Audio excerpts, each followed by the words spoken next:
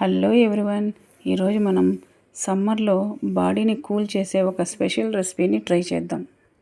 దీనికోసం మనం ముందుగా ఒక కుక్కర్ తీసుకొని పెసరబ్యాళ్ళు కొన్ని వేసుకొని బాగా 2-3 సార్లు కడగాలి. తర్వాత మంచినీళ్ళు ఒక గ్లాస్ వేసి కుక్కర్ మూత పెట్టి స్టవ్ వెలిగించి స్టవ్ పైన పెట్టేయాలి. ఒక 3 విజిల్లు వచ్చిన తర్వాత దాన్ని మనము దించేయాలి.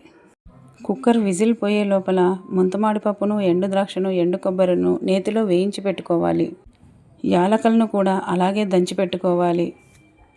ఉడికిన ఈ పెసరబ్యాళ్ళల్లో బెల్లం మనకు కావలసినంత వేసుకోవాలి. మేము వాడిన బెల్లము ఆర్గానిక్ అండి, అందుకని అది కలరు ఆ రకంగా వచ్చింది. మనకు కావలసినటువంటి చిక్కదనం వచ్చేంత వరకు పాలను యాడ్ చేసుకోవాలి. చివరగా నేతిలో వేయించుకున్న ముంతమాడిపప్పు, ఎండు ద్రాక్ష, ఎండు కొబ్బరిను యాడ్ చేయాలి.